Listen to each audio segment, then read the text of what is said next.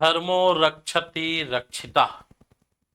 जी हाँ, अर्थात यदि आप धर्म की रक्षा करते हैं तो धर्म आपकी रक्षा करता है।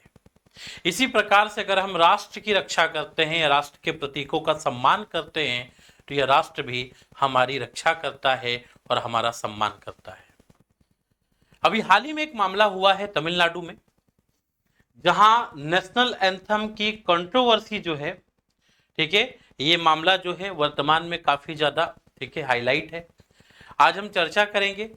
ये बात केवल पिछले कुछ दिनों में हुई घटनाक्रम तमिलनाडु में नहीं है, बल्कि तमिलनाडु या भारत के अन्य राज्यों के साथ भी अगर आप देखेंगे तो एक लंबे समय से भारत के जो राष्ट्रीय प्रतीक हैं या राष्ट्रीय राष्ट्रगान हैं, ठीक है, इनके और राज्यों के अपने जो राष्ट्रगान हैं या अपनी जो परंपरा है, इनके बीच में हमेशा से जो है कहीं ना कहीं समस्या देखने को मिली है, एक असंतुलन देखने को मिला है।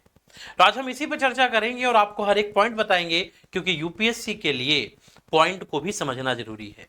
हम सभी पॉइंट को समझते हुए बाद में निष्कर्ष भी देखेंगे और फिर मैं आपको एक लास्ट में एमसीक्यू दूंगा जिसका आंसर आपको कमेंट बॉक्स में देना है। जी हाँ, तो चलिए आगे बढ़ते हैं इसमें।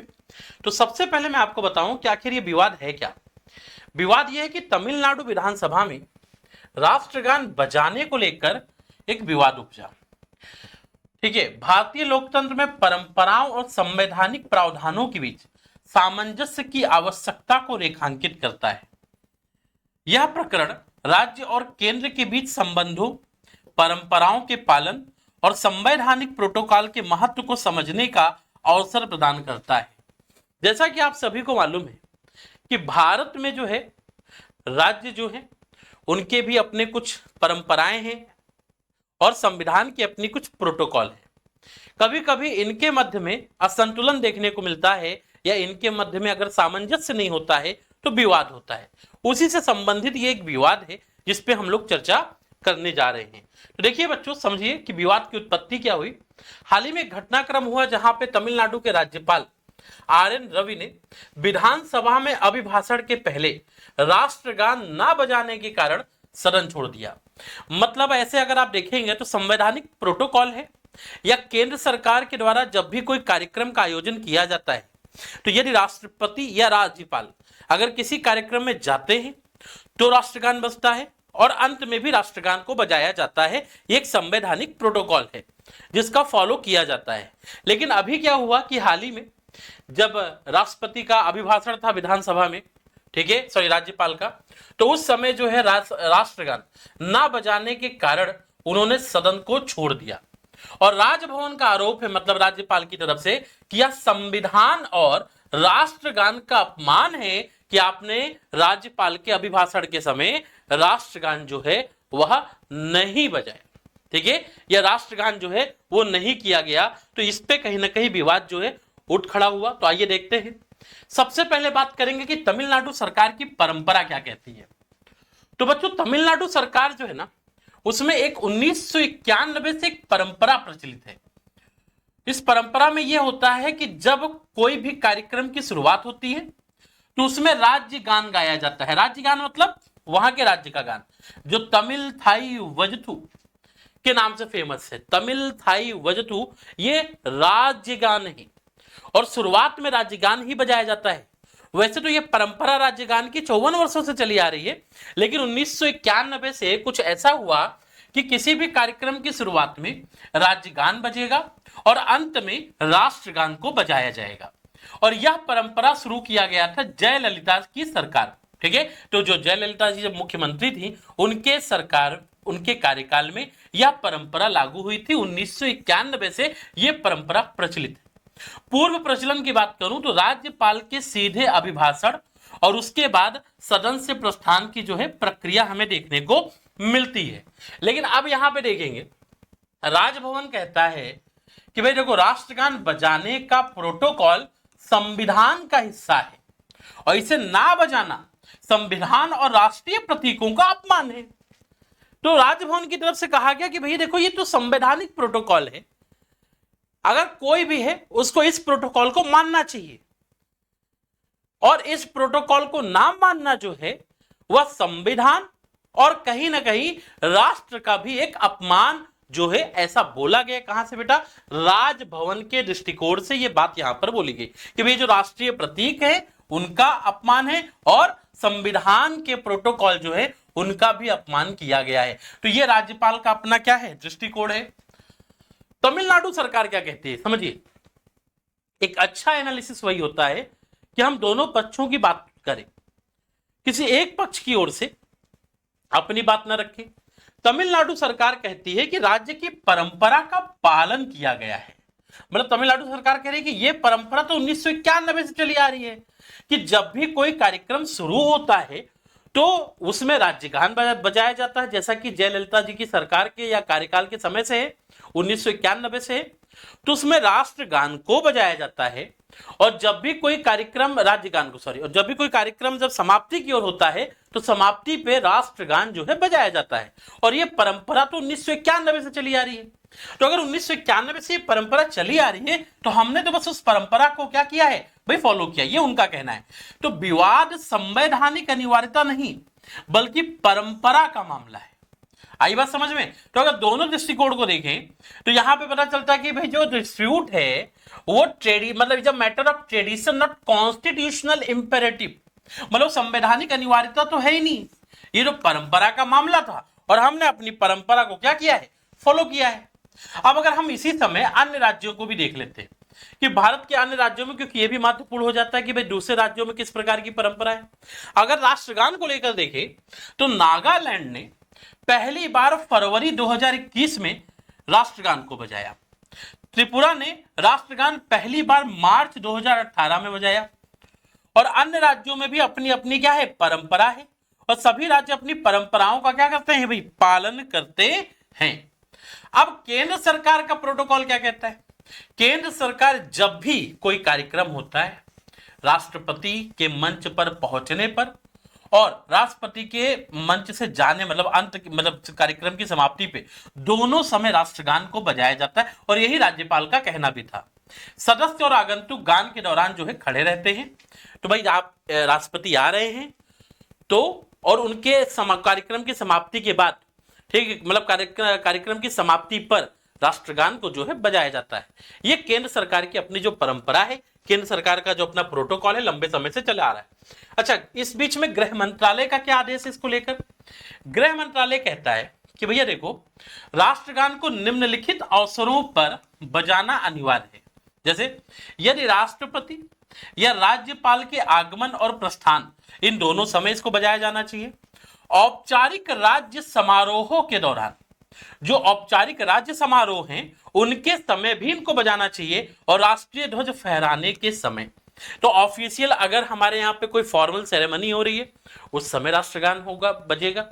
अगर राष्ट्रपति राज्यपाल आ रहे हैं और प्रस्थान कर रहे हैं उस समय बजाया जाएगा। और साथ ही साथ अगर हमारे यहाँ पे राष्ट्रीय ध्वज को फहराया जाता है, ठीक है, चाहे 26 जनवरी हो चाहे 15 अगस्त हो, उस समय भी कहीं ना कहीं राष्ट्रगान जो है, ठीक है, यह गाया जाता है। सामूहिक गायन के अवसर की बात करते हैं।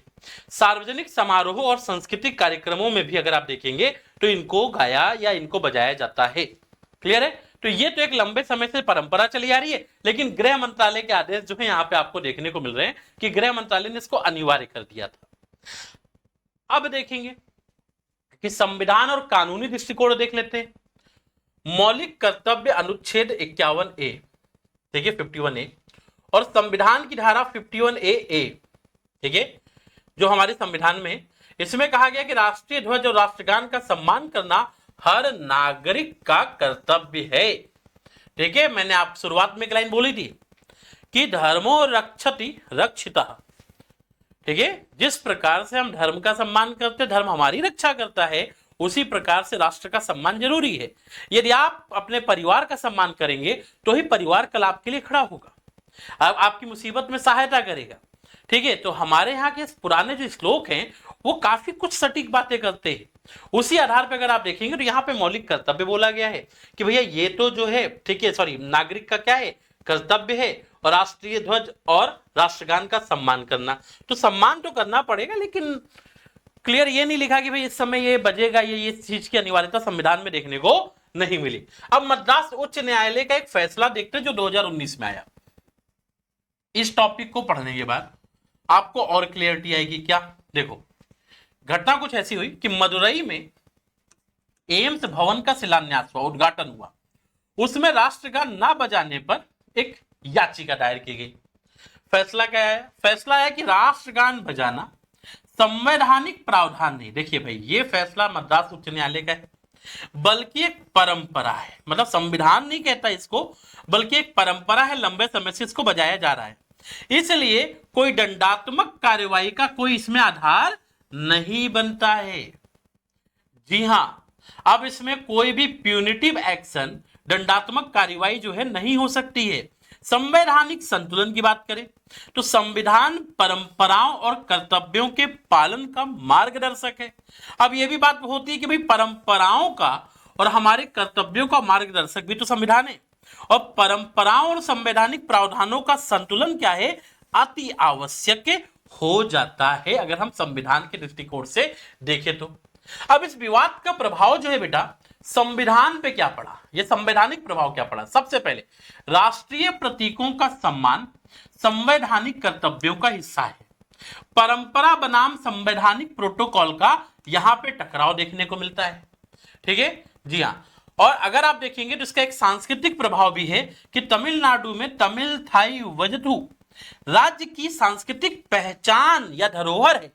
ठीक है, और राज्य की परंपरा और राष्ट्रीय प्रतीकों का सम्मान का संतुलन। अभी राष्ट्र भी तो कहेगा कि हमारे भी तो अपने कुछ प्रतीक हैं, हमारी भी तो परंपरा है, तो हमें अपनी परंपरा को भी तो संतुलित करना पड़ेगा। और ऊपर संविधान में अगर आप देखेंगे तो परंपरा बनाम संवैधानिक प्रोटोकॉल जो है इसमें टकराव देखने को मिलता है। तो मुद्दा जो है ओवरऑल अगर आप देखेंगे तो बहुत ही हाईलाइटेड है। ठीक है, और मुद्दा जो है काफी ये डिबेट का टॉपिक है। क्लियर है? आज इस पर अगर कोई डिबेट करना चाहे तो मैं तो कहता हूं कि पूरे जीवन डिबेट करता रहेगा, फिर भी अगर आप देखेंगे तो आधार बहुत कुछ निकलने वाला नहीं है। क्लियर है? क्योंकि इसमें क्लियरिटी आप देखेंगे उतना ज्यादा देखने को नहीं मिलता है। राजनीतिक प्रभाव पे आते हैं। अब पॉलिटिकल इंपैक्ट क्या कहता है कि राज्यपाल और सरकार के बीच तनाव। अब इसी को लेकर राज्यपाल और सरकार के बीच में तनाव आ जाता है। केंद्र और राज्य के संबंध पर प्रभाव और क्षेत्रीय राजनीति में राष्ट्रीय प्रतीकों का उपयोग। अब ये तीन मामले बन जाते हैं। हम सभी को मालूम है कि राज्यपाल जो है एक हिसाब से केंद्र का ही प्रतिनिधित्व करता है। कहां पे? राज्य में। और जो राज्य सरकारें हैं हमारे यहाँ पे, इन राज्य सरकार और राज्यपाल के बीच में या केंद्र, इसी को हम लिख सकते हैं केंद्र और राज्य के बीच में संतुलन होना बहुत जरूरी है। अब अगर ऐसे मामले निरंतर होते हैं या ऐसी समस्याएं आती हैं तो कहीं ना कहीं केंद्र और राज्य के बीच में असंतुलन देखने को मिलेगा। और साथ ही साथ जो क्षेत्रीय राजनीति में राष्ट्रीय प्रतीकों का जो उपयोग है यह भी एक मुद्दा हो जाता है कि भैया कितना प्रयोग करना है, कितना नहीं करना है। राज्य जो है अपनी परंपराओं का कितना पालन करें और कितने दूसरी परंपराओं या केंद्रीय या राष्ट्रीय प्रतीकों को जो है उसका सम्मान किस प्रकार से होना चाहिए। भाई मेरा अपना मानना है कि राष्ट्रीय प्रतीक जो है उसका सम्मान तो सभी राज्य के लोगों को करना चाहिए, लेकिन मैं ये भी कहता हूं कि उससे उनकी परंपरा को ठेस नहीं पहुंचनी चाहिए। तो यही एक विवाद का मुद्दा है और यहीं पे संतुलन लाने की आवश्यकता है। और ये केवल समझ से विकसित होगी। किससे विकसित होगी? समझ से विकसित होगी। अगर इसमें राजनीति होगी तो इसका कोई आधार नहीं निकलेगा। आइए व्यापक विश्लेषण एक बार देखते हैं। तमिलनाडु की परंपरा का महत्व। बोला जाता है कि 1991 में प्रचलन की मतलब इसकी प्रचलन है तमिलनाडु में कि राज्य की सांस्कृतिक पहचान को महत्व देने का प्रयास जो है जयललिता सरकार के द्वारा किया गया। उस समय राज्यगान और राष्ट्रगान इनके बीच में एक संतुलन बैठाया गया। किसी भी कार्यक्रम की शुरुआत में राज्यगान, अंत में राष्ट्रगान। और फिर परंपरा संविधान का उल्लंघन नहीं करती। ठीक है, अगर आप अपनी परंपरा को फॉलो कर रहे हो तो संविधान का उल्लंघन नहीं करती। अब यहां पे केंद्र बनाम राज्य का प्रोटोकॉल आ जाता है। केंद्र और राज्यों में राष्ट्रगान बजाने के प्रोटोकॉल में अंतर है। राज्यों में क्योंकि विभिन्न प्रकार की परंपराएं हैं और हम सभी को मालूम है कि उन परंपरा जो है वो संविधान का उल्लंघन नहीं करती। इस आधार पर राज्य जो है अपने आप को क्या करते हैं? सही ठहराते हैं।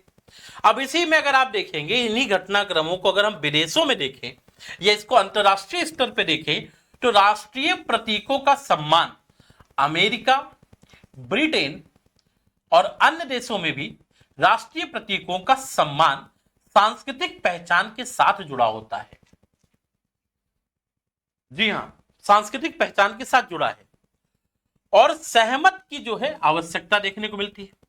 भारत में राज्यों और केंद्र के बीच सहमति से राष्ट्रीय प्रतीकों का उपयोग किया जाना चाहिए। क्लियर है? ये चाहिए लिखा है। जी हां, नैतिकता की जब भी बात आती है तो नैतिक वही है जो चाहिए। ठीक है, तो जो होना चाहिए वही नैतिक है। तो इनमें कहीं ना कहीं अगर आप देखेंगे तो इनके दोनों की सहमति के द्वारा जो है उसका प्रयोग किया जाना चाहिए। अब विवाद के समाधान हेतु तो अगर सुझाव कभी आंसर राइटिंग में भी आपसे पूछ ले तो आपको मालूम होना चाहिए कि परंपरा और प्रोटोकॉल का सामंजस्य, राज्य और केंद्र के प्रोटोकॉल में सामंजस्य। ये अगर आप देखेंगे तो इसमें आप लिख सकते हैं कि राष्ट्रगान को सभी राज्यों में एक समान महत्व मिलना चाहिए और राज्य गान और राष्ट्रगान दोनों का सम्मान देना चाहिए। मतलब अगर आप देखेंगे तो समाधान तभी हो पाएगा जब हम राज्य गान को भी उतना ही महत्व दें जितना महत्व हम किसको दे रहे हैं, राष्ट्रगान को दे रहे हैं। क्लियर है? जी हाँ, गृह मंत्रालय के द्वारा कुछ स्पष्ट दिशा निर्देश या प्रोटोकॉल दिए जाते हैं। कहते हैं कि सभी राज्यों के लिए राष्ट्रगान और राज्यगान के प्रोटोकॉल जो है वो दिशा निर्देश है। ठीक है, guidelines on protocol for national anthem and state anthem for all state. ठीक है, इसके लिए क्लियर गाइडलाइन होनी चाहिए कि नहीं होनी चाहिए।